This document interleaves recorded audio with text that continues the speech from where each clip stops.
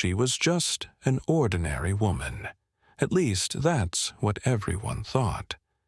But when a group of corrupt cops dragged her husband away, she knew she couldn't stand by. What they didn't know, she was trained in the kind of skills that made men twice their size run scared. As they brutalized her husband behind bars, they had no clue who they were really messing with. You'll never believe what happens next.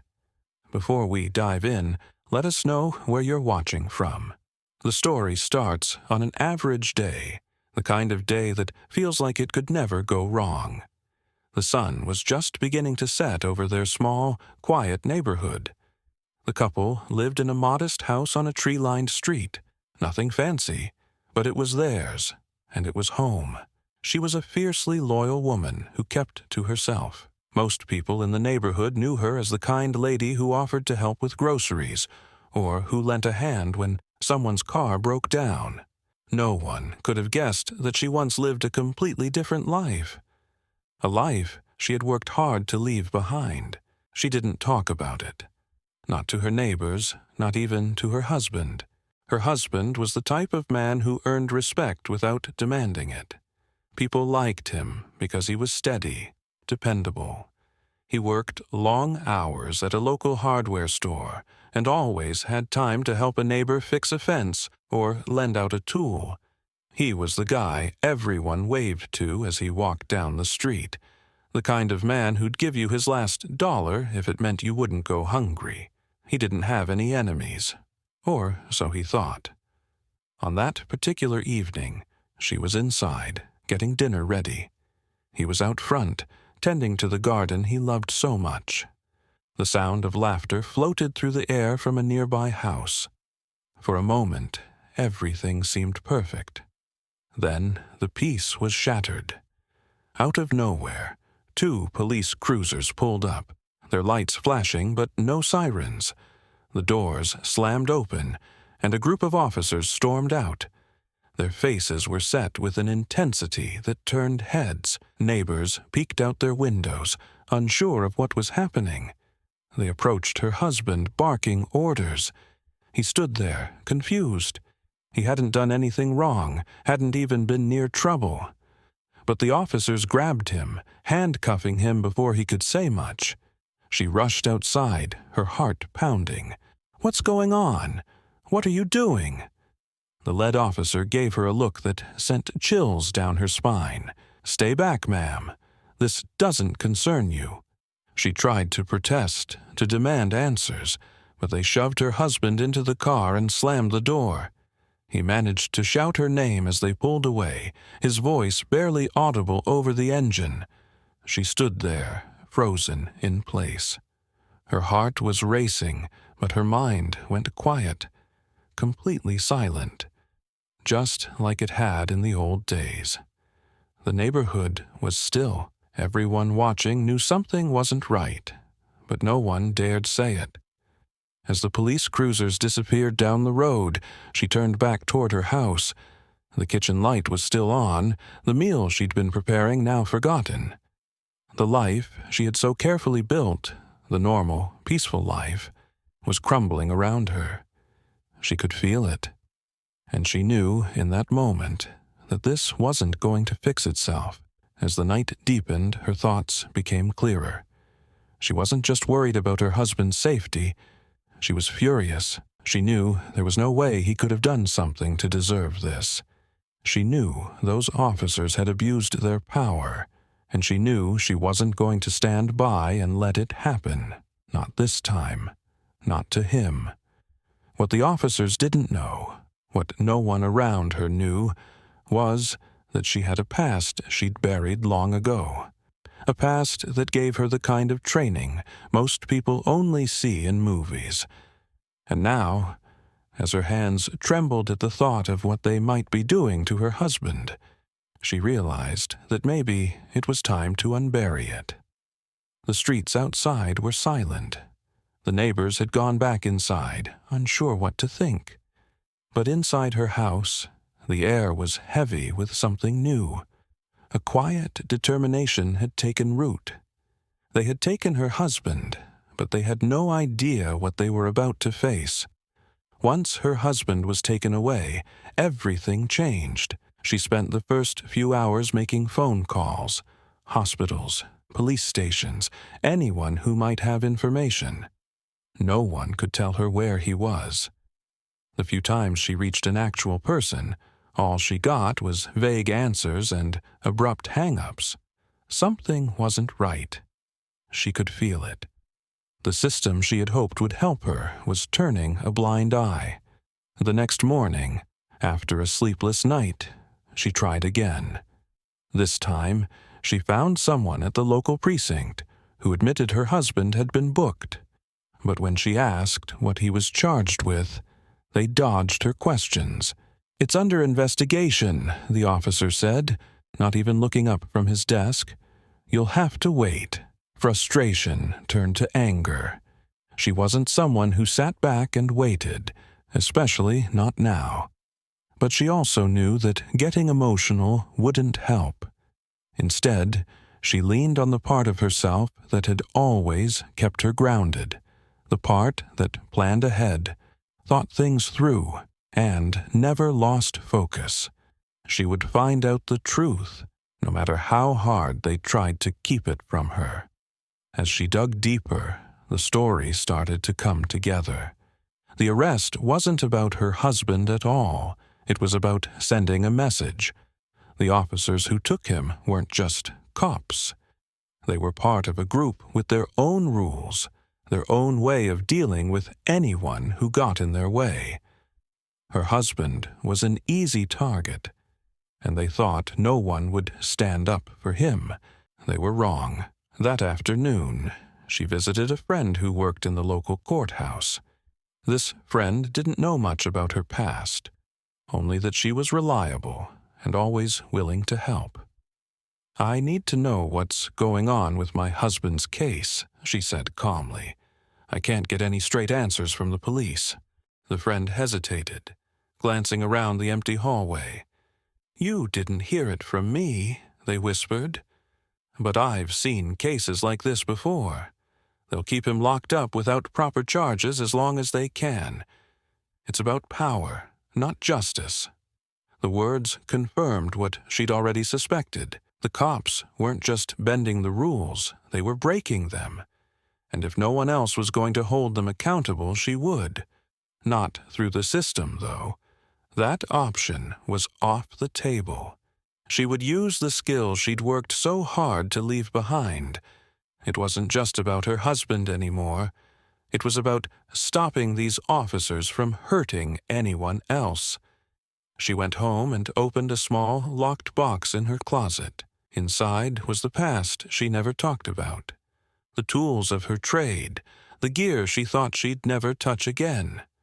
For years, she had tried to be someone different, someone ordinary. But the moment her husband was taken, she knew the person she used to be wasn't gone. She'd just been lying low. As night fell, she started tracking the officers. She found out where they hung out after their shifts, what routes they drove, who their closest contacts were. Every detail mattered. Her training taught her that information was the most powerful weapon. And as she pieced everything together, a plan began to form. The first step was getting proof. She needed undeniable evidence of what they'd done.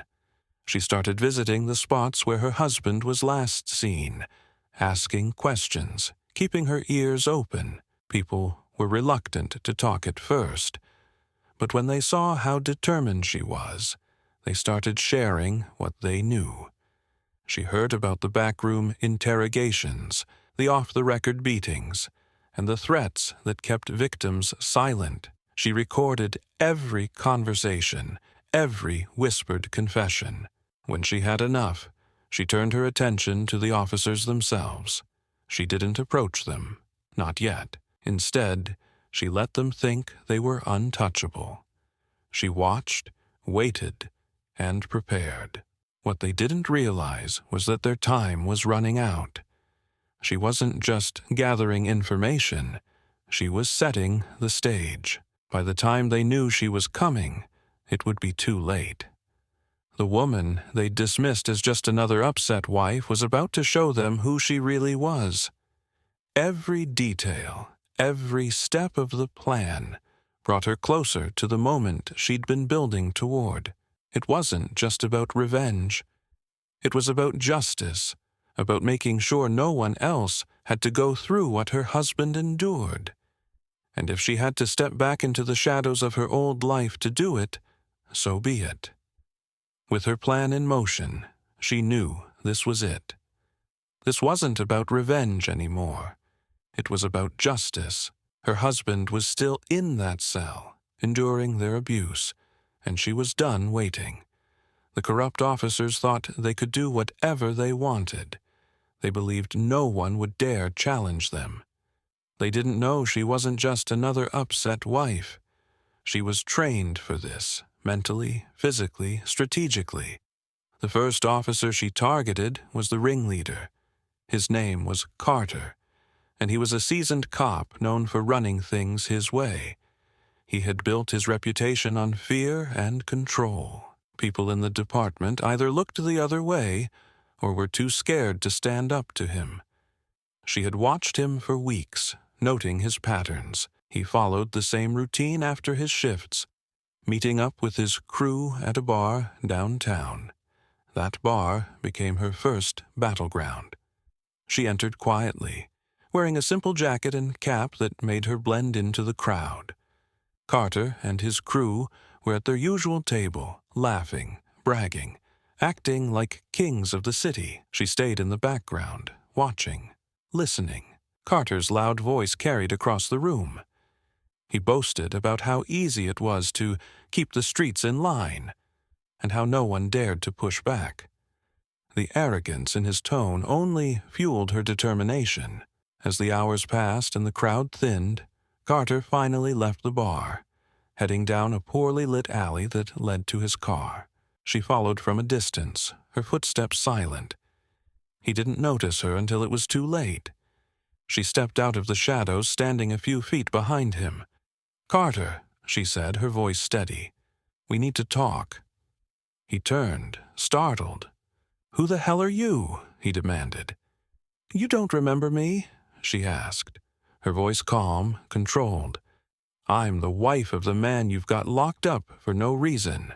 Carter laughed. "Lady, you're barking up the wrong tree. You got a complaint. File it downtown." "I'm not here to file anything," she replied, taking a step closer. "I'm here to make sure you and your crew answer for what you've done." Carter smirked, pulling out his phone. "You think you can threaten me? I'll call this in right now. You'll be in a cell next to your husband before you can blink." She shook her head, her gaze never leaving his. "You're not calling anyone." Before he could react, she moved. A quick strike knocked the phone from his hand, and in one fluid motion, she had him pinned against the wall. He struggled, but she was in control. Years of training had taught her how to handle men like him. "You think you're untouchable," she said, her voice low. "But you're not." Carter's bravado faded, as he realized he wasn't dealing with an ordinary woman. "What do you want?" he asked, his voice shaking. "I want you to admit what you've done," she said. "You and your crew. You think you can beat innocent people, lock them up, ruin lives, and get away with it. That stops now." He glared at her. "You don't have any proof." She pulled out a small recorder from her pocket and hit play. The recording was crystal clear. Carter and his officers talking openly about their methods, the backroom beatings, the fabricated charges, the threats that kept their victims silent. Carter's face paled as he listened. "You've been busy," he muttered, trying to sound unimpressed. "Very," she replied. "And I've got more than enough to take you down." Carter's cocky facade crumbled. He realized she wasn't bluffing. "What do you want from me?" he asked again, his tone more desperate. "Confess," she said. "Clean up your mess, or I'll make sure everyone knows exactly what kind of man you are." Carter hesitated, but he knew he had no choice. With one final glare, he nodded. "Fine," he said. "You'll get what you want. But this isn't over." She stepped back, letting him go. "No, it's not," she said. "Not until every single one of you is held accountable." With Carter neutralized, she moved on to the next officer, and then the next. Each confrontation followed a similar pattern. She didn't need violence. She had evidence, strategy, and an unshakable will. One by one, the corrupt cops realized they were cornered. Some tried to deny their involvement, but the recordings, the witness testimonies, and her relentless determination left them with nowhere to hide. As her plan unfolded, the case against her husband began to crumble. The officers who had orchestrated his arrest couldn't maintain their lies under pressure. Internal investigations were launched. The media caught wind of the story, shining a spotlight on the precinct's dirty practices. The higher-ups could no longer ignore the corruption. They were forced to act. Her husband's release came quietly, without fanfare. The charges were dropped, and he was allowed to return home. When they reunited, he held her tightly, sensing the strength it had taken to bring him back. He didn't know every detail of what she'd done. She didn't need to tell him. What mattered was that they were together again, but she wasn't finished. Even with her husband safe, she knew there were still people in that department who thought they could abuse their power. She kept going, uncovering more evidence, exposing more lies. It wasn't about revenge anymore. It was about making sure no one else would have to endure what they had gone through. In the end, the corrupt officers were removed from their positions. Some faced criminal charges. Others quietly resigned. The precinct underwent a complete overhaul, and the community began to heal. She had done what she set out to do, not just save her husband, but stand up to a system that had failed so many. Her husband never fully understood how she had managed it all. He knew she was strong, knew she was resourceful, but he didn't know about the years she had spent honing her skills before they met. She never felt the need to explain. What mattered was that they had a second chance at life together.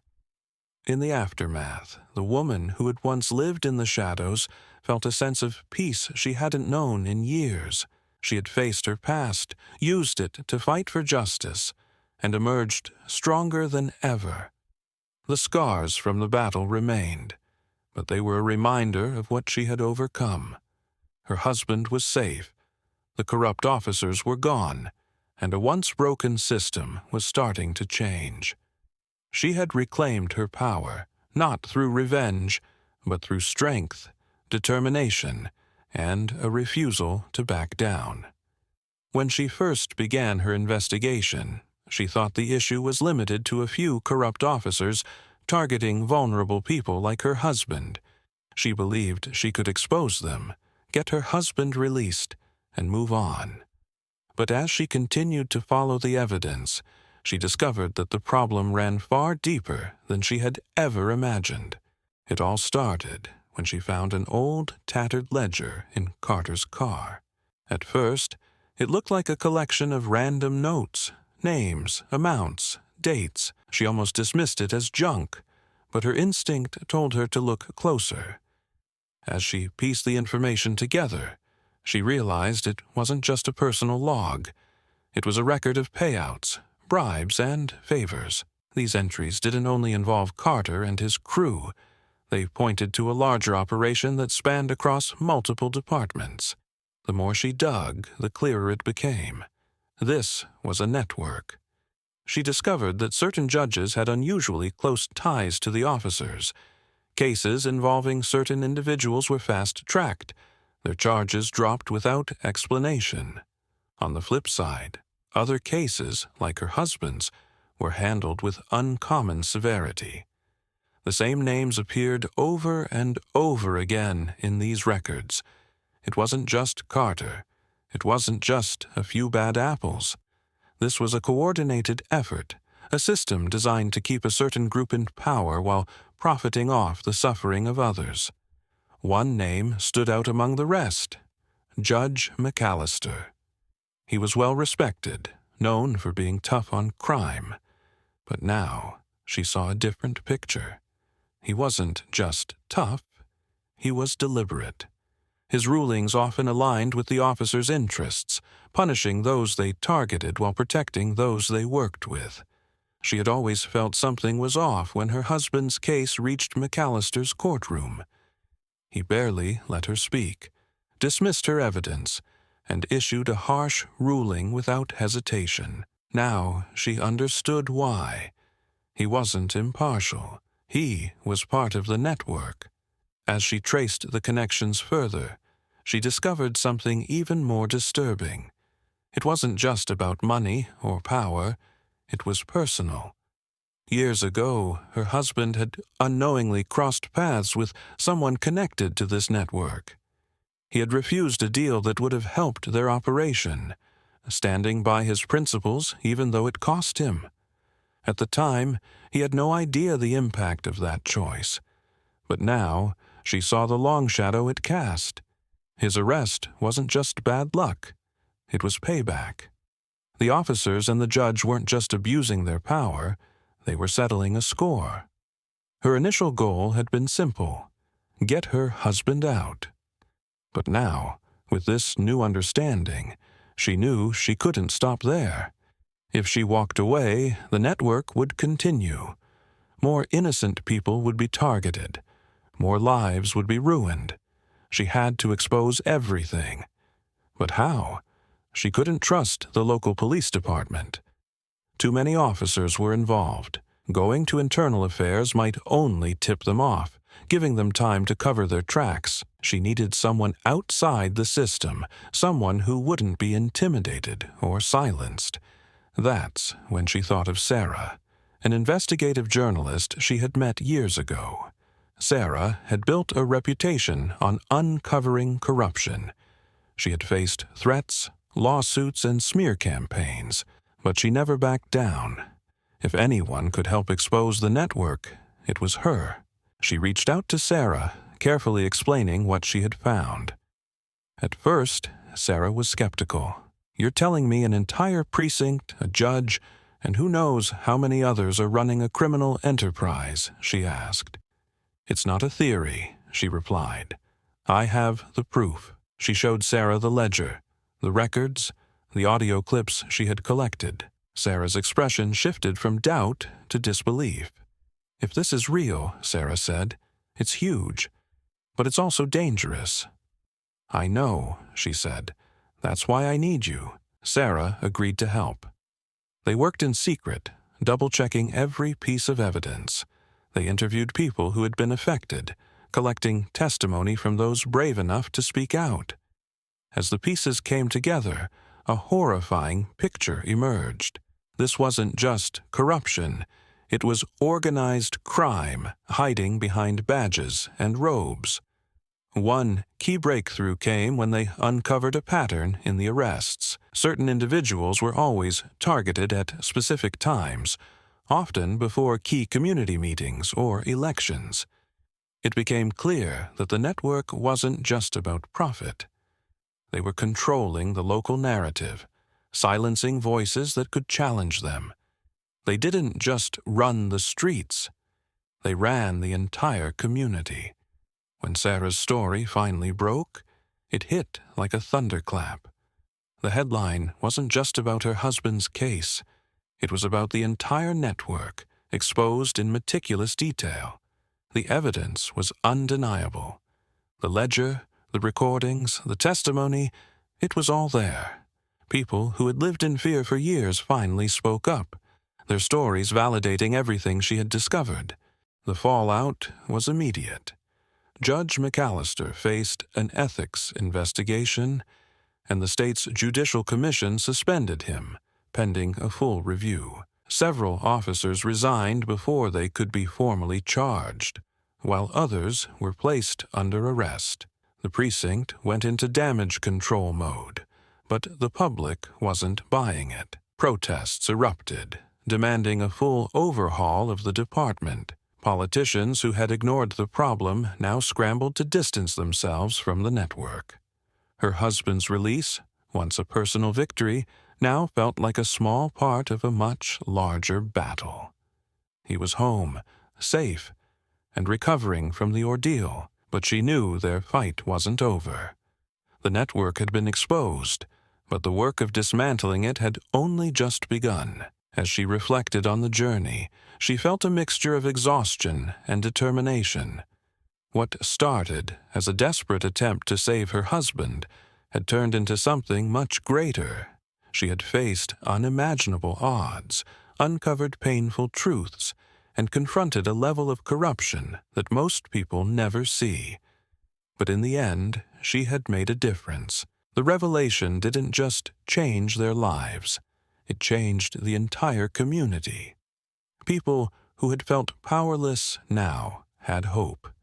And while the road ahead was long and uncertain, she knew one thing for sure. She would never stop fighting for justice, no matter how deep the corruption ran. When the journalist's story broke, it hit like a hammer.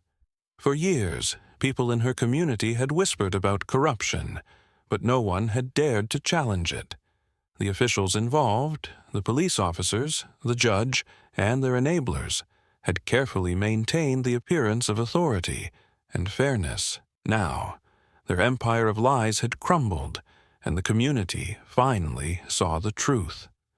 Her husband's ordeal wasn't just an isolated incident. It was part of a larger system that had preyed on the vulnerable. The woman who had once been a quiet neighbor, known only as a helpful member of the community, had brought it all crashing down. For her, the resolution was bittersweet. She had achieved her goal. Her husband was home, safe, and free. The charges against him were dropped. His name was cleared. But the journey to that point had taken its toll. Their peaceful life, the life they had built together, felt like a distant memory. In its place was a new reality, one shaped by their fight for justice. It wasn't the same, but it was theirs, and it was hard-won. Her husband's release wasn't the end of the story. There were hearings, investigations, and public inquiries. The community demanded answers, and the officials who had once seemed untouchable now found themselves on the defensive. Some officers were fired, others resigned, and a few faced criminal charges. The judge who had dismissed her husband's pleas so callously was suspended pending a full review. The local government, under immense pressure from voters, promised to reform the police department and implement new oversight measures. In the midst of all this, she and her husband found a new rhythm. The time he had spent in custody had left scars, physical and emotional. At first, he was quiet, withdrawn, and wary of authority. It took weeks for him to feel comfortable walking down the street again, months before he could attend community meetings without flinching at the sight of a uniform.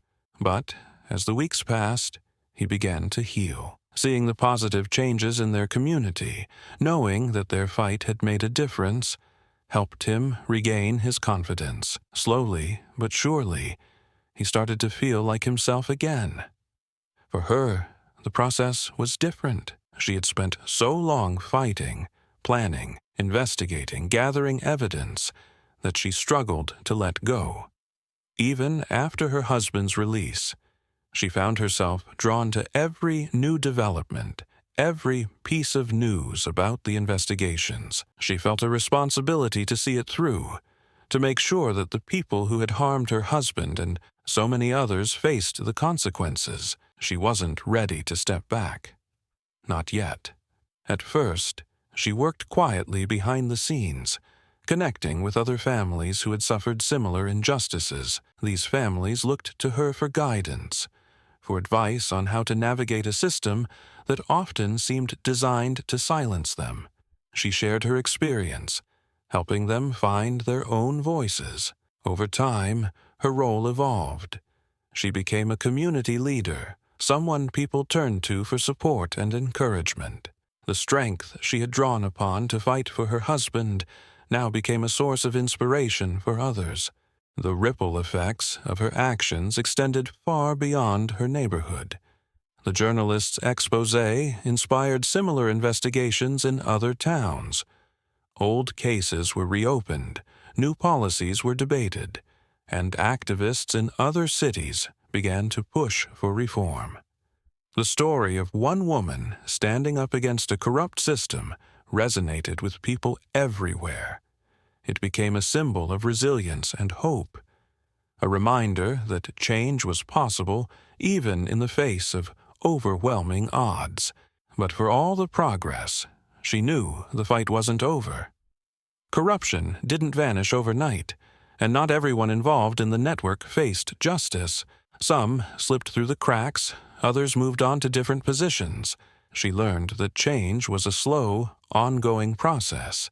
Still, she took solace in the fact that her efforts had made a difference. Her community was stronger, more aware, and more united. People were no longer afraid to speak out.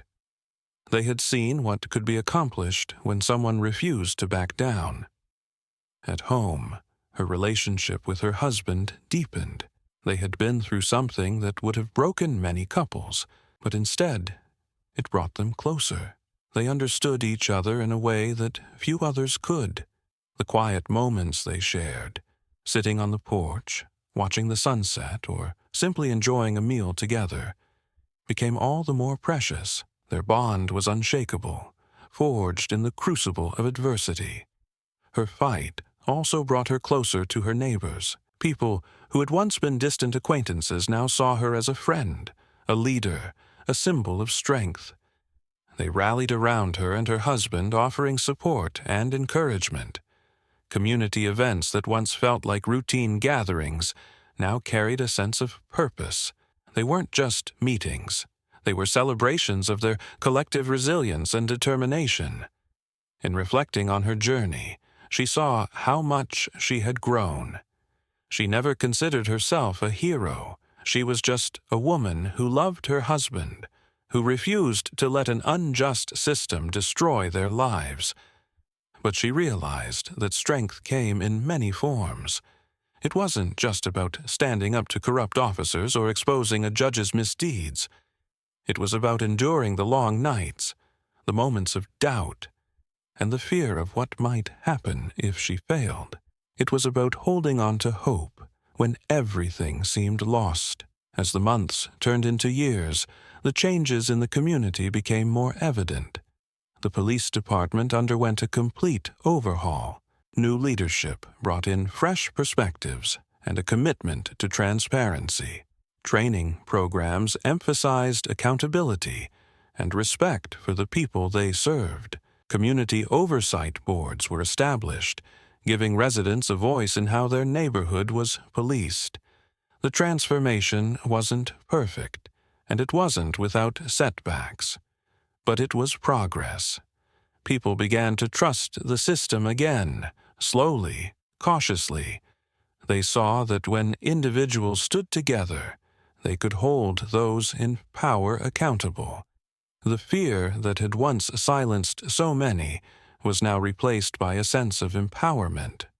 For her, life gradually returned to a new kind of normal. She still kept an eye on the ongoing investigations, still offered support to those who needed it. But she also allowed herself to find joy in the everyday. She and her husband took long walks together, visited family they hadn't seen in years, and began to dream about the future again. They had survived something unimaginable, and now they were ready to rebuild their lives. In the end, the resolution wasn't just about exposing corruption or getting her husband home. It was about restoring faith in herself, in her community, and in the idea that justice, though often delayed, was worth fighting for. She had faced the darkest side of the system and emerged stronger, wiser, and more determined than ever. Her story became a reminder to everyone who heard it.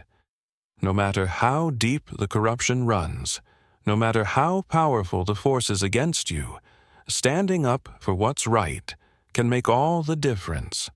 After everything she had been through, the community came together to show their support.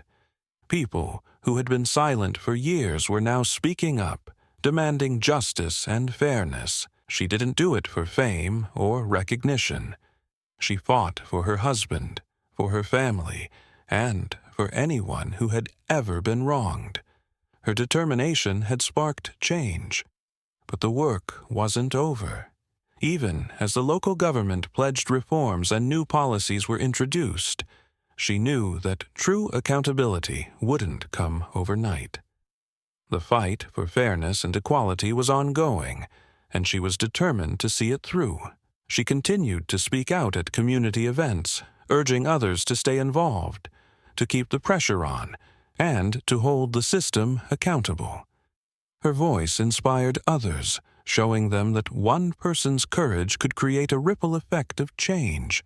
In the end, she returned to the life she had fought so hard to protect. She and her husband found peace in the simple moments, sharing a meal, walking through their neighborhood, enjoying the company of friends. While the scars of their ordeal would never fully fade, they found strength in each other and in the support of a community that had grown stronger together. What do you think? Can one person's actions truly make a difference? If you've ever faced a challenge where you had to stand up for what's right, share your story in the comments. And don't forget to like, share, and subscribe for more real-life stories of resilience and hope. Thank you for watching, and we'll see you in the next video.